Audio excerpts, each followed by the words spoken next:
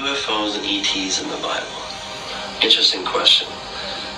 We got to define our terms a little bit, I think, right? So, in as far as there were sons of God coming down, there were demons coming down, then yes, there are aliens, because the demons of yesterday are today's aliens. That's really the bottom line. As far as UFOs, well, UFO is an unidentified flying object. And we're seeing those today. People are seeing those all over the place.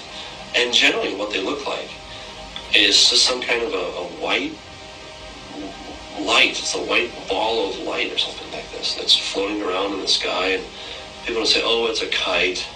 Now, we can all see what a kite looks like. They're not helicopters. We know what helicopters look like. We're not stupid, right? Neither are the people that take all these videos. And you can watch them on YouTube. I mean, there's just thousands of them. And, I'm sure there's a few pranksters out there, right? But sure, but still, just the quantity and even the quality of the video is such that you're like, wow, that's really amazing. So in the Old Testament, you find places where the heavens were opened. For example, in 2 Kings chapter 6, Elijah and his servant are surrounded by the Syrians. They wake up one morning and the servant goes outside and he sees all these guys. He's like, oh boy. He goes back in and says, Master, we're done. And Elijah, he's just very calm and he prays, oh Lord, I pray you'd open his eyes. And so God opens the young man's eyes and he looks all around him and he sees these horses and chariots of fire. Now that's interesting. Why would God need to use chariots of fire? Well, I don't know the answer. I mean, you'd think you could just go, kind of Star Trek kind of thing. You go from here to there. But for some reason, in that other dimension, you have horses of fire, you got these chariots of fire, and these things are going around.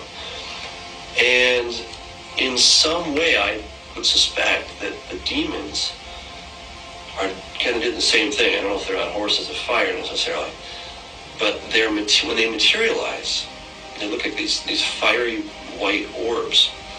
And, however they're transporting themselves, I don't know.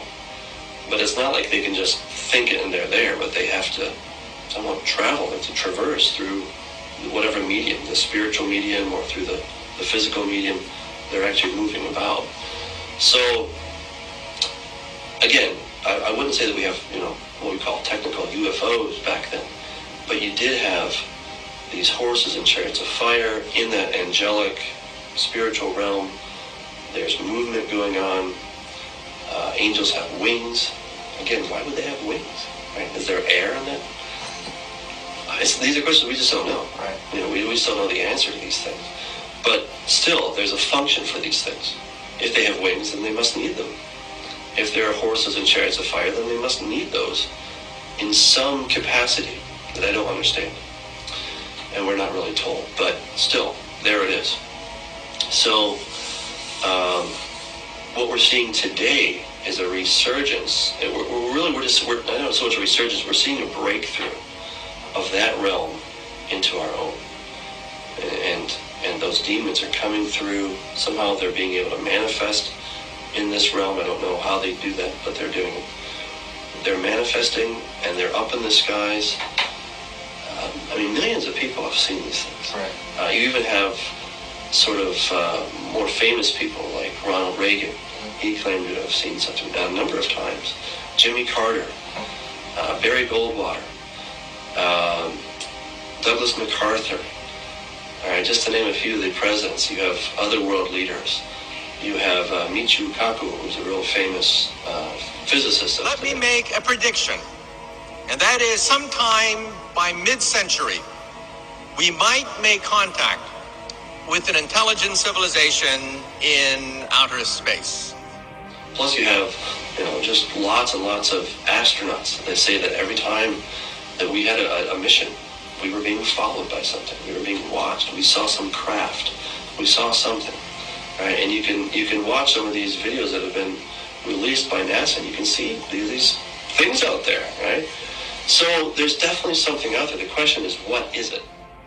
John Mack, who recently passed away, but he was at Harvard, and according to his own testimony, he says, I was not a believer in this thing. He wasn't trying to prove anything. He just kept hearing about these things. And so he came to this conclusion that these were real physical abductions. Very, very slowly he came to that conclusion. And rather skeptically, he didn't want to come to that conclusion. But eventually the data was so much that he could not overcome it. And he had to just say, well, it's happening. Something physical is happening. Dr. David Jacobs has done similar research. He was quite upbeat about this whole thing for a long time. But in the last several years, he's become very downcast about his discoveries, because he's discovering that these beings that are taking people are smarter than us, they're stronger than us, and they have a hybridization program going on. Right. That they're creating a hybrid race to take over, and he says at best we're going to be second-class serfs.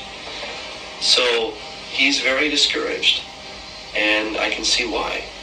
I think if you discover these things, and yet you don't understand that there's a greater power, which is Jesus Christ, who has a much better plan, then I would be extremely depressed. And in a way, I'm sort of upbeat about the whole thing, because I see that we are getting very close to the end. But it's also getting scary. I mean, there's crazy things going on.